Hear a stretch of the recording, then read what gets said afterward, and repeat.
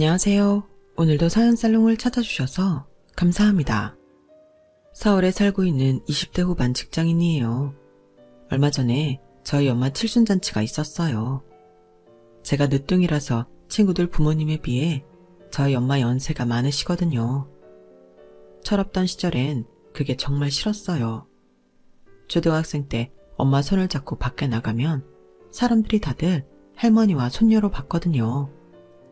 게다가 제가 유목녀라서 아빠가 없다는 것도 어린 마음에 상처가 되었죠. 그래서 저희 언니랑 오빠들이 철부지 동생 달래느라 고생이 많았어요.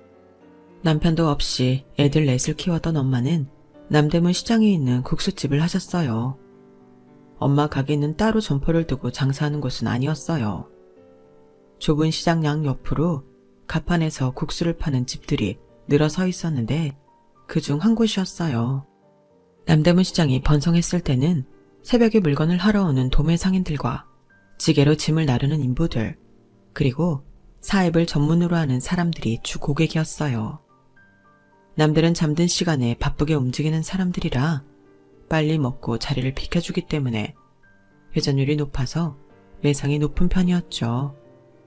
하지만 장사가 잘 된다는 건 그 일을 하는 사람들에게는 노동의 강도가 높다는 얘기기도 하잖아요. 그래서인지 제 기억 속 엄마는 늘 아유 죽겠다 는 말을 숨쉬는 것처럼 달고 살았어요. 그렇게 국수를 팔아 번 돈으로 우리 사남매를 대학 공부까지 시켰으니 같은 여자로서 정말 대단한 분이라고 생각해요. 하지만 엄마의 이런 헌신에도 불구하고 저는 늘 불만이 많았어요. 할머니처럼 늙은 엄마, 얼굴도 본 적 없는 아빠, 다른 집 엄마들처럼 살갑지도 않고 함께 놀아주지도 않았다는 게 이유였죠. 엄마의 빈자리는 늘 언니가 채워주었어요. 저는 유치원도 언니 손을 잡고 등하원을 했고 유치원 행사 때도 언니가 엄마 대신 와주곤 했거든요. 제가 초등학교에 입학한 후에도 사정은 달라지지 않았어요. 입학식도 언니랑 함께였으니까요. 초등학교 저학년 때 운동회에는 부모님이 함께 참여해야 했는데 아빠가 없는 저를 위해 제 형부가 대신 와서 함께 달리기를 해주었어요. 친구들 아빠들보다 훨씬 젊고 키도 크고 잘생겨서 애들 앞에서 으쓱했던 기억이 있네요. 그땐 어린 마음에 언니가 내 엄마고 형부가 내 아빠였으면 좋겠다는 생각을 했어요. 참 철없는 아이였죠. 그랬던 제가 사고 없이 무탈하게 자라 번듯한 사회인이 될 수 있었던 건 가족들의 사랑 덕분이라고 생각해요. 엄마와 언니 부부는 물론 두 오빠들도 제 일이라며 만사를 제치고 달려올 정도로 막내 사랑이 지극했거든요. 비록 또래 친구들과는 다른 환경에서 자랐지만 그럼에도 남들 앞에서 주눅들지 않고 당당할 수 있는 이유이기도 하고요. 그런데 딱 한 번 내 처지가 한스럽게 느껴졌던 순간이 있어요. 결혼을 약속한 남자와 그의 집에 찾아갔던 순간이었죠. 다시 떠올리고 싶지 않을 만큼 불쾌한 순간이었지만 그럼에도 이렇게 사연을 보내는 건 이제는 훌훌 털어낼 수 있을 만큼 통쾌한 복수를 했기 때문이에요. 그럼 지금부터 제가 겪었던 파운 스토리를 들려드릴게요. 얘랑을 처음 만난 건 신입사원 연수 때였어요. 저와 얘랑은 연수 기간 중 팀 프로젝트를 함께 하면서 서로를 알게 되었어요. 대학을 졸업하자마자 바로 시작된 사회생활인지라 잔뜩 겁을 먹고 있던 저와는 달리 얘랑은 빡빡한 연수 일정에도 꽤 능숙해 보였어요. 처음엔 입사 동기들보다 나이가 많아서 그런가 생각했는데 좀 친해진 뒤 이야기를 들어보니 회사 생활이 처음이 아니라 그랬더라고요. 얘랑은 대학 졸업 후 모 기업에 입사해서 1년 넘게 직장 생활을 한 중고 신입사원이었어요. 첫 직장에서 배정받은 부서가 적성에 안 맞아서 1년이 넘도록 회사 생활을 했음에도 적응이 안 됐다고 하더군요. 거기다 운도 안 따라서 성격이 개판인 사수까지 만나 죽어라 고생만 하다가 결국 사표를 내고 말았죠. 경력직으로 이직을 하기에는 일한 기간도 짧고 퇴사 이유가 걸려서 신입으로 재취업을 하게 됐다고 하더군요. 남들은 한번 뚫기도 힘든 취업 전쟁을 2번이나 뚫은 사람이라 그런지 얘랑은 남들과는 확실히 달랐어요. 특히 팀 프로젝트 때 얘랑은 실력이 빛을 발하더군요. 다들 사측에 잘 보이고 싶은 마음이 강했던 터라 팀의 융합보다는 자신이 돋보이려고 돌출 행동을 일삼았는데 얘랑이 그걸 다 수습해가며 팀을 온전히 끌어나갔거든요. 얘랑이 아니었더라면 우리 팀은 진작에 공중분해됐을 거예요. 회사가 팀 프로젝트를 시켰을 때는 그럴 만한 이유가 있기 때문입니다. 개인의 능력을 보려고 했다면 팀이 아니라 개인 프로젝트를 맡겼겠죠. 회사가 원하는 건 특출난 인재가 아니라 융화가 잘 되는 인재라는 얘기예요. 보세요. 다른 팀들이 벌써부터 팀원 내 불화로 시끄럽잖아요. 우리 팀이 저들을 이기려면 하나로 뭉치는 방법밖에 없어요. 그때까지 서로 돋보이려 열을 내던 팀원들은 얘랑의 말에 따라 변화된 모습을 보여줬고 덕분에 우리는 팀 프로젝트에서 높은 점수를 받을 수 있었어요. 이제 갓 사회에 발을 내딘 제 눈에는 그때의 얘랑이 아름드리 나무처럼 든든하게 느껴졌죠. 입사 후 반년도 안 돼서 얘랑이 사귀자는 말을 해주었을 때 듣자마자 바로 그러자고 답했던 것도 신입사원 연수 때 얘랑에 대해 좋은 인상을 받았기 때문이었어요. 입사한 지 얼마 안 된 신입 주제에 벌써부터 사내 연애를 한다는 말이 나올까봐 우리는 회사 내에서는 철저히 입사 동기 이상의 티는 내지 않았어요. 그 바람에 같은 부서 여직원들이 얘랑한테 추파를 던지는 것도 꾹 참아 넘겨야 했죠. 그렇게 3년을 비밀에 붙여가며 몰래 연애를 하던 우리는 얘랑과 제가 대리로 진급을 하면서 결혼을 결심하게 되었어요. 어차피 할 결혼이라면 한 살이라도 젊을 때 하자 싶었거든요. 둘이 함께 벌어서 모으면 더 빨리 생활도 안정될 것 같았어요. 결혼을 하기로 마음먹은 김에 그동안 서로 모아놓은 돈을 공동으로 관리해서 대출을 포함해 우리 손으로 구할 수 있는 집을 찾아보기로 했어요. 그때까지만 해도 우리 결혼이 쉽게 이루어질 줄 알았거든요. 둘 다 결혼 적령기에다 직장도 있으니 딱히 반대를 할 이유가 없었으니까요. 어쩌면 너무 쉽게 우리 집에서 결혼 승낙을 받아서 결혼 자체를 간단하게 생각해서 그랬는지도 모르겠네요. 우리 엄마와 언니 오빠들한테 환대를 받은 얘랑은 들뜬 마음에 그랬는지 자기 집에 인사를 드리러 가기도 전에 결혼 생활에 대한 청사진부터 펼쳤어요. 일단 아이는 결혼하고 2년쯤 뒤에 가는 걸로 하자. 너도 나도 이제 막 진급을 했는데 바로 애를 가지면 네 커리어에 문제가 되잖아. 그쯤 되면 너도 입사 경력 5년 차니까 육아하면서 1, 2년 쉰다고 해도 이직에 큰 어려움은 없을 거야. 어머? 무슨 계산이 그래? 그럼 나보고 경단녀가 되라는 거야? 그건 싫어. 1년이고 2년이고 간에 회사를 쉬는 순간부터 여자는 직장에 돌아갈 확률이 50% 이하로 뚝 떨어진다고. 출산이랑 육아로 업무 공백도 있는 데다 30이 넘은 유부녀 사원을 어느 회사에서 반기겠어? 다니던 회사에서도 나가라고 할 판인데. 난 육아휴직 3개월 끝나면 바로 복귀할 거야. 그렇게 애 육아가 걱정되면 자기가 1년 쉬면서 육아해. 요즘은 아빠들도 육아휴직 많이 신청한다더라. 아직 일어나지도 않은 일을 가지고 설레발을 치며 옥신각신했던 우리는 예비시댁에 인사를 드리러 갔다가 생각지도 않던 암초를 만나고 말았어요. 얘랑을 통해서 자기 집에서도 결혼을 반긴다는 얘기를 들었던과는 달리 그날 예비 시부모님의 행동은 어떻게든 결혼을 반대하려는 걸로만 보였거든요. 평소 온화하고 합리적인 분이시라던 아버님은 제가 자리에 앉자마자 제 가슴에 비수를 꼽으셨어요. 듣자하니 유복녀라고 하던데 자라면서 많이 힘들었겠네요. 꼭 그렇지는 않아요. 제가 언니 오빠들이랑 나이 차이가 많이 나는데요. 그래서 형부가 아버지 빈자리를 대신해 주셨거든요. 오빠들도 마찬가지고요. 제 딴에는 무난하게 대답을 잘했다 생각했는데 아버님이 인상을 쓰시며 그러시는 거예요. 내 말을 잘 못 알아듣는 모양인데 난 지금 그쪽 형부나 오빠들이 부친의 부재를 메꿔왔다는 게 궁금한 게 아니에요. 그게 흠이 될 수 있다는 걸 말하는 거지.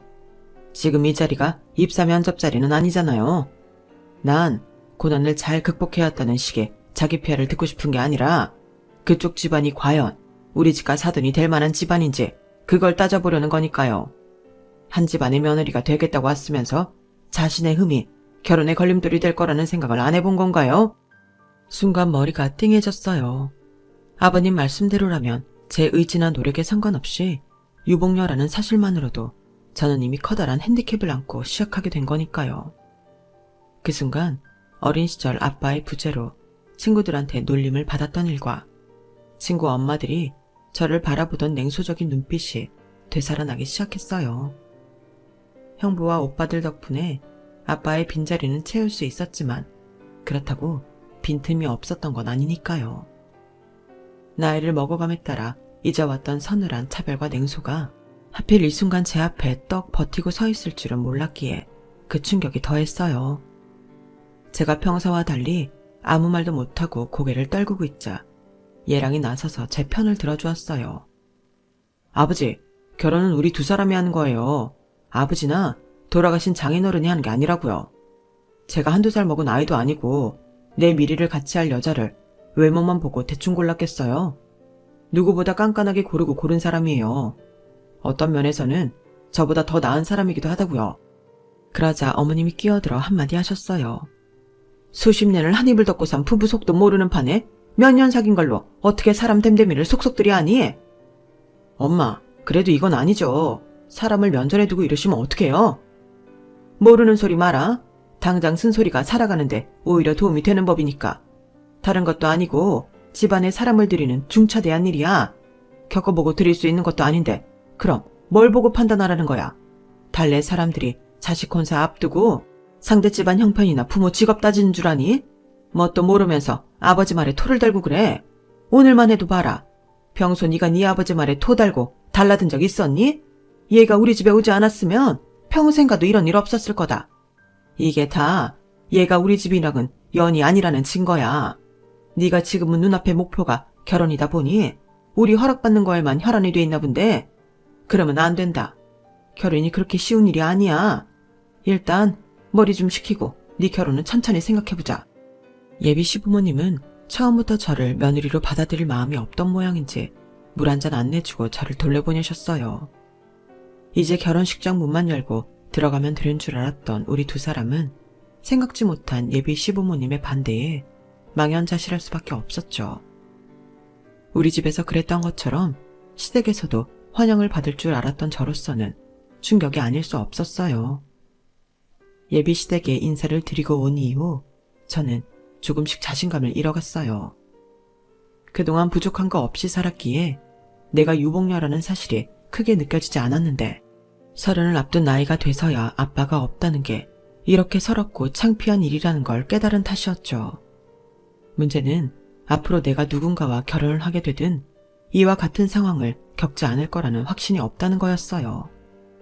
이런 제 상황도 모르고 엄마는 제 결혼을 앞두고 가게 일을 그만두시겠다며 결혼식 올리기 전에 여행이라도 떠나자고 하시더라고요.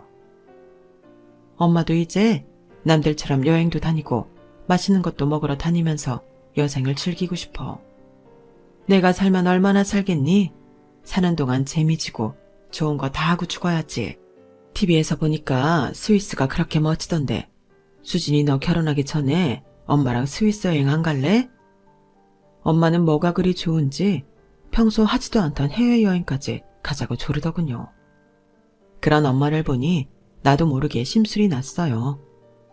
난 지금 아빠 없이 자란 유복녀라는 이유만으로 평생 겪어보지 못한 수모를 당하고 있는데 엄마는 그런 내 속도 모르고 마냥 들떠있으니 말이에요. 엄마는 뭐가 그렇게 좋아서 신이 난 거야? 나 떠나보낼 거 생각하니까 그렇게 좋아 죽겠어. 내가 지금 한가하게 엄마랑 여행이나 다닐 처진 줄 알아?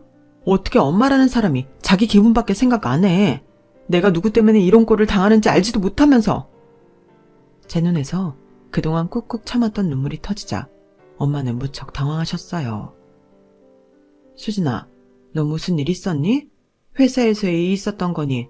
아니면 네 시댁 어른들이 뭐라고 하셨어? 울지만 말고 말 좀 해봐.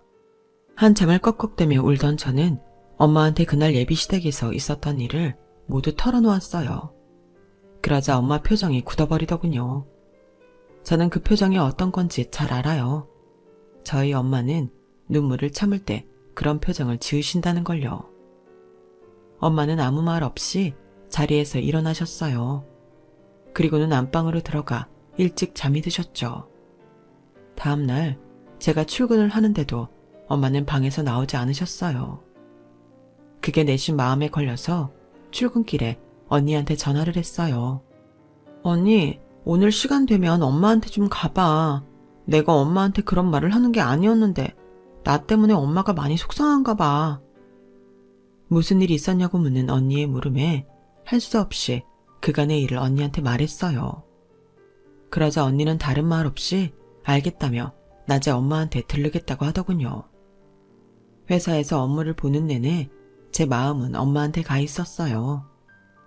따지고 보면 아빠가 일찍 돌아가신 건 엄마 잘못도 아닌데 오히려 아빠를 대신해 생계를 꾸리시느라 고생한 건 엄마인데 내가 그러면 안 되는 거였다는 자책에 마음이 무겁더라고요. 얘랑은 얘랑대로 제 눈치가 보였는지 옆에서 저를 풀어주려 노력을 하더라고요. 솔직히 그때는 얘랑이 하는 말이 귀에 들어오지 않았어요. 그래서 건성으로 대답만 했는데 그게 문제가 될 줄은 몰랐죠.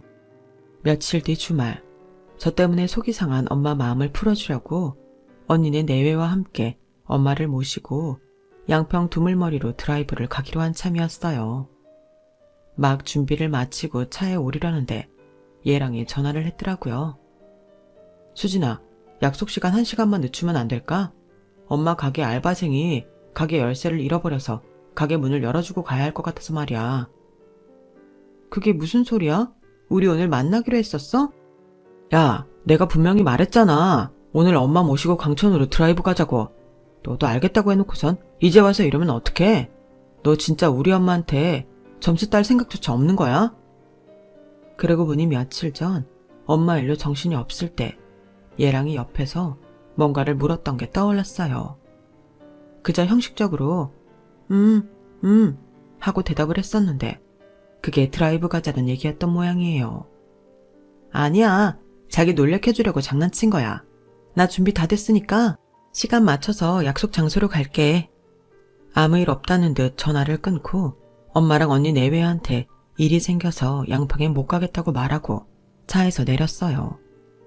그리고는 다시 집으로 들어가 옷을 갈아입고 약속 장소로 달려갔죠. 예비 시어머니가 좋아하는 가수가 강촌 라이브 카페에서 공연을 한다고 해서 근처 식당에서 점심을 먹고 라이브 카페로 향했어요. 마침 손님이 별로 없어서 그랬는지 그 가수분이 사진도 같이 찍어주셔서 어머님은 기분이 많이 좋아 보이시더군요. 저는 어떻게든 점수를 따볼 생각에 혼신의 힘을 다해 사진을 찍어댔고 그 결과물에 어머님도 많이 흡족해 하셨어요. 네가 딴 건 몰라도 사진은 좀 찍을 줄 아는구나. 에이, 이게 사진 찍는 기술 때문인가요? 어머님 미모가 워낙 특출나셔서 그런 거죠. 솔직히 실제 어머님 모습에 반도 안 담긴걸요. 어머머, 얘 말하는 것 좀 봐. 너 사회생활 잘하겠다, 얘. 어머님은 제 립서비스에 입에서 웃음이 떠나지 않았어요. 그리고는 헤어질 때쯤 제게 그러시더라고요. 오늘 보니 네가 성격도 싹싹하고 어른 위할 줄도 아는 게 며느리 자리로 그리 나쁘지만은 않은 것 같구나. 재우한테 얘기해놨으니까 둘이 상의해서 결혼 준비 시작해라. 우리 바깥 양반은 내가 어떻게든 마음 돌려볼 테니까. 어머님 감사합니다. 제가 앞으로도 잘할게요. 그때는 얘랑한테 무슨 얘기를 해놨다는 건지도 모른 채 결혼을 허락해 주셨다는 사실에 감격해 들떠 있었어요. 그리고 다음날 오후 회사에서 얘랑과 점심을 먹으면서 듣게 된 말에 저는 할 말을 잃고 말았어요. 우리 막내가 사고를 쳐서 그거 수습하느라 돈이 많이 들어가게 됐나 봐. 말로는 아니라고 하시는데 우리 결혼 반대하신 것도 결혼 자금 대주실 여력이 안 되셔서 그런 것 같아. 아, 그 자식은 하필 이럴 때 사고를 쳐서는. 어차피 우리 돈으로 하기로 한 거였잖아. 대학까지 보내주셨으면 됐지. 자식 결혼까지 부모님이 책임질 필요 있나?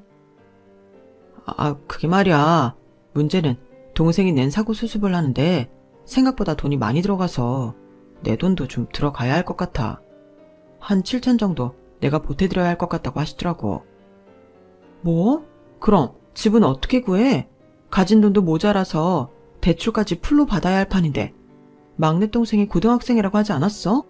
고등학생이 사고를 쳤으면 얼마나 큰 사고를 쳤길래 돈이 그렇게 들어가? 여러분도 뉴스를 통해 들어보셨는지 모르겠지만 요즘 학생들 사이에서 불법 도박이 극성이라네요. 얘랑의 막내 동생도 친구들을 따라 호기심에 용돈으로 스포츠 도박을 시작했는데 이게 돈을 좀 따게 되니까 돈 욕심이 생긴 거죠. 그래서 사채까지 끌어다 도박을 하기 시작했고 그게 승률은 떨어지는 데다 빌린 돈의 이자는 하루가 다르게 붙어서 몇백만 원이 순식간에 몇 억이 되어버린 거예요. 더는 자기 선에서 해결이 안 되니까 부모님께 이실직고를 한 거죠. 고등학생 막내 아들이 벌인 일이라고는 믿어지지 않을 엄청난 규모의 빚 앞에서 예비 시부모님은 억장이 무너지는 심정이었을 거예요. 그리고 그 여파로 저 역시 그렇게 되었고요. 자기 동생 정말 미친 거 아니야? 나이도 어린 녀석이 할 게 없어서 도박을 해? 나도 그 소리 듣고 미치는 줄 알았어. 세상이 어떻게 돌아가려고 이러나 몰라. 아무튼 수진아, 내 동생 일로 너한테 피해줘서 미안해. 그래도 어쨌든 내 동생인데 빚은 갚아줘야 하지 않겠니? 그러니까 우리 결혼은 좀 천천히 하는 걸로 하자. 준비도 안 된 상태에서 덜컥 결혼식만 올렸다가는 오히려 더 힘들어질 것 같거든. 남편 입장을 모르는 건 아니지만 이런 일 때문에 결혼을 미루는 건 마음에 들지 않았어요. 우리가 세워둔 계획이 모두 허사가 되는 거니까요. 그래서 일단 집 문제는 우리 엄마한테 도움을 받아보겠다고 했어요. 저를 통해 시댁 사정을 전해 들은 엄마는 안 그래도 저 시집 보낼 돈을 따로 모아두셨다며 모자란 돈은 엄마가 보태주겠다고 하셨어요. 그래서 그 일도 전할 겸 주말에 예비 시댁으로 찾아갔어요. 처음 이 집을 찾아왔을 땐 물도 안 내주고 냉대를 하셨던 시부모님은 저희 집에서 신혼집 구하는데 돈을 보태주기로 했다니까 태도가 확 변해서는 너무도 살갑게 대해주시더라고요. 시어머니는 갈비찜까지 해주시면서 살뜰히 저를 챙기셨어요. 그날 집에 있던 대학생 시누이를 처음 보게 되었는데 딸이라 그런지 아버님한테 엄청 애교를 부리더라고요. 제 앞에서는 내내 딱딱하게 구시던 아버님도 딸의 애교 앞에서는 사르르 녹아서는 딸바보가 되셨어요. 그런 부녀의 모습을 보니 부럽기도 하고 가슴 한구석이 찌릿하더라고요. 예비 시댁에서 돌아오는데 그날따라 그렇게 속이 허전한 거예요. 우리 아빠도 살아계셨으면 나를 무척 예뻐하셨겠지? 막내딸 씨 보내기 싫다고 사윗감한테 괜히 곤조도 부리셨을지 몰라. 생각이 거기까지 미치자 울컥하더라고요. 그래서 모처럼 형부한테 전화를 했어요. 제게는 아빠 같은 분이라서 형부 생각이 났거든요. 형부한테 술 한잔 사달라고 했더니 지금 어디냐고 물으시곤 슬리퍼 바람으로 당장 달려나오시더라고요. 형부랑 같이 동네 치킨집에 들어가 맥주를 마시는데 그제야 기분이 좀 나아지더라고요. 우리 처제가 술 사달라는 말도 다 하고 이제 정말 다 컸네. 처음 봤을 땐 내 허리밖에 안 왔었는데 말이야. 그때 처제가 초등학교 1학년 운동회 때였던가? 나랑 손잡고 달리기 하는데 내 손을 꼭 잡은 고사리 손에 그렇게 가슴이 떨릴 수가 없었어. 아빠 대신 형부 손을 잡고 달리는 이 아이가 가엾기도 하고 이 어린 게 분명히 가슴에 맺힌 것도 많을 텐데 내색 않고 씩씩하게 구는 게 너무 기특했거든. 그래서 그때부터 난 처제를 내 딸이다 생각하고 살았어. 잘 커져서 고마워 처제. 아우 내가 늙었나 봐. 요즘엔 자꾸 이렇게 눈물이 나네. 처제 결혼식장에 내 손잡고 들어가는 거다. 알았지? 형부는 냅킨으로 연신 눈물을 찍어내면서도 제 결혼식 신부 입장 때 옆자리는 자기 차지라며 이 자리에서 확실히 약속하라고 닥달하셨어요. 애초에 저도 형부 손을 잡고 식장에 들어갈 생각이었지만 일부러 형부 약을 올리면서 큰오빠 손을 잡고 들어가겠다고 어깃장을 놓았죠. 그렇게 형부랑 맥주를 마시고 나니 답답했던 마음이 뻥 뚫리는 것 같았어요. 처제, 잘 살아야 돼. 시댁이고 신랑이고 처제 힘들게 하면 언제든 나한테 말해. 내가 가만 안 둘 테니까. 난 언제나 처제 편인 거 알지? 알죠. 아, 우리 엄마가 형부 반만 닮았으면 좋겠어요. 가끔 보면 우리 엄마가 내 친엄마 맞나 싶어요. 입학식 때도 한 번 안 오고 졸업식 때도 그렇고 내 결혼식 때는 올라나 모르겠네. 아, 가게 그만뒀으니까 이번엔 오겠네요. 이젠 가게 때문에 바쁘다는 핑계도 못 댈 테니까. 장모님이 그러셨던 건 처제에 대한 나름의 사랑 때문이었을 거야. 대? 아니 그렇게 딸을 사랑하면 중요한 날에는 함께 해야 하는 거 아니에요? 형부가 몰라서 그러는데 우리 엄마는 막내딸 입학식 졸업식보다 돈이 더 중요한 사람이라 그런 거라고요. 제 말에 형부는 잠시 술잔을 내려다보시더니 그러시더라고요. 장모님도 가고 싶으셨을 거야. 그런데 장모님이 가시면 처제 친구들이랑 엄마랑 많이 비교되고 그래서 처제가 마음 상할까봐 피하셨던 거지. 기억 안 나? 처제 어렸을 때 장모님 손잡고 밖에 나가면 할머니랑 손녀딸이라는 소리 많이 들었다며. 그래서 우리 와이프가 대신 처제 데리고 다녔다던데. 그 말을 듣고 보니 기억이 났어요. 언젠가 엄마가 유치원에 저를 데리러 온 적이 있었는데 제 친구 엄마가 그걸 보고는 수진이 할머니세요? 라고 물어서 제가 엄청 울었거든요. 그때 제가 엄마한테 앞으로는 유치원에 찾아오지 말라고 울먹이면서 소리쳤는데 그 때문이었나 봐요. 엄마가 제 입학식과 졸업식에 오지 않은 건요. 모든 게 다 나 때문이었는데 난 그것도 모르고 엄마 탓을 했다니. 처제는 장모님이 쉬는 날도 없이 억척스럽게 돈을 버신 이유가 뭔 줄 알아? 혹시라도 어린 처제 남겨두고 먼저 세상을 떠나시게 될까봐 한 푼이라도 더 벌어두고 가시려고 그러신 거야. 옆에서 오래 지켜줄 수 없다면 최소한 막내딸이 사는데 도움이 되도록 돈이라도 많이 남겨주고 가시라고 그러신 거지. 처제가 결혼한다고 하니까 그제서야 장모님이 일 그만두신 거 봐. 이제는 처제 옆을 지켜줄 사람이 생겼으니 안심이 되셨던 거지.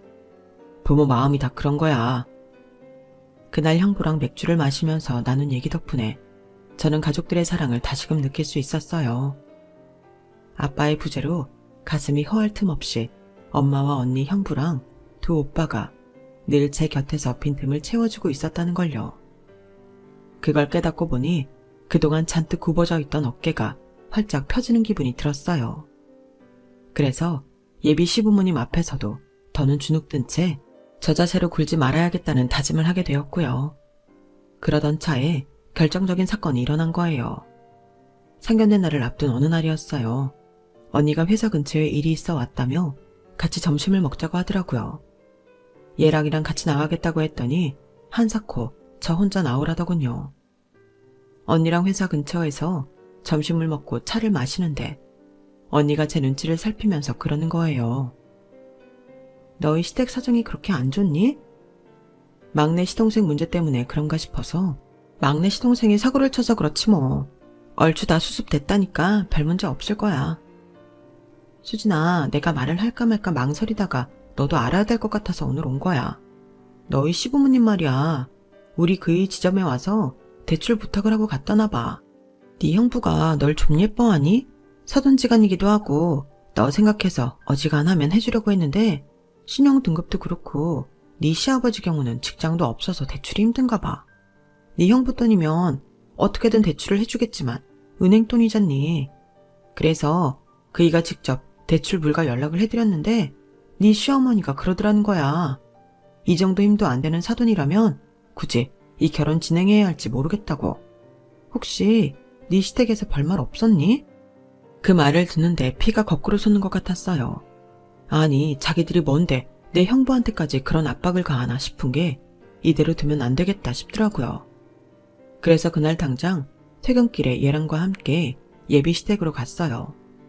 그랬더니 평소랑 다르게 저를 대하는데 찬바람이 쌩쌩 불더라고요. 그리고는 마치 맡긴 돈 달라는 식으로 말도 안 되는 혼수에 예단비를 요구하지 뭐예요. 제가 아무 대답도 않고 입을 꾹 다물고 있자 시어머니가 먼저 말을 꺼냈어요. 왜? 고작 이 정도도 힘드니? 그럼 니네 잘난 형부한테 부탁이라도 해보렴. 은행 부지점장까지 하는 양반이 처제 결혼하는데 이 정도도 못 해주겠어? 뭐? 정 못하겠다면 나도 더는 이 결혼 진행할 생각 없다. 엄마, 그게 무슨 소리야. 상견례가 코앞인데. 수진아, 어지간하면 맞춰드리자. 어차피 혼수야 우리가 살면서 쓰는 거고 예단비는 반은 다시 돌려받는 돈이니까. 그러자 어머님이 버럭 소리치셨어요. 누구 마음대로 돌려줘? 주고 말고는 우리가 정하는 거야. 탐탁치 않은 며느리 받아주는 것만도 감지덕지지. 여기서 더 뭘 바라는 거냐? 우린 예단비 돌려줄 생각 없으니 그렇게 알아라. 안 그래도 이 결혼에 대해 회의를 느끼던 저는 어머님의 염치 없는 행동에 결단을 내릴 수 있었어요. 그래서 홀가분한 마음으로 말씀드렸죠. 네, 알겠습니다. 그래? 그럼 예단비는 언제쯤 보내줄 거니? 가능하다면 좀 빨리 보내줬으면 좋겠는데 말이다. 그건 안 되겠네요. 저는 예단비 안 드릴 거거든요. 뭐? 예단비를 안 주겠다니 너 정말 파혼이라도 당하고 싶은 거냐? 아니요, 파혼은 안 당할 거예요. 제가 먼저 파혼을 할 거니까요. 어머님, 사람이 염치라는 게 있어야 인간 대접도 받고 어른 대접도 받는 거라고 생각해요. 아들 팔아서 떼돈 벌 생각이셨어요?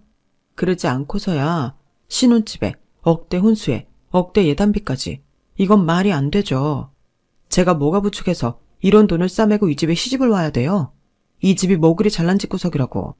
어머님은 곧 신용불량자 될 상황이고 아버님은 직업도 없으시고 막내 아들은 18살밖에 안 된 놈이 불법 도박 중독자고. 누가 들어도 답 없는 집구석인데 미쳤다고 제가 이런 집에 며느리로 들어오고 싶겠어요? 그런데도 정신 못 차리고 내 형부 찾아가 가당치도 않은 대출 요구나 하고 이젠 돈까지 구걸하니 저라고 뵐 수 있나요? 안 그래도 구질구질해서 마음 따란 와중에 이렇게 염치 없이 미친 요구를 하시니 내가 파혼해 드려야죠. 안 그래요? 그러니 파혼하겠다고요, 제가. 뭐가 어쩌고 어째? 애비도 없고 시장에서 국수나 파는 애미 밑에서 자란 주제에 어디 잘난 척이야. 우리 집이 어려워지지만 않았어도 너 같은 걸 집안에 들이기나 했을 것 같아. 어디서 시건방이야. 어머님, 많이 쫄리시나 봐요. 이젠 대놓고 밑바닥까지 다 까시는 걸 보니까요. 네, 어머님 말대로 저는 아빠도 없고 시장에서 국수 파는 엄마 밑에서 자랐지만 그럼에도 불구하고 이런 집구석은 사절입니다.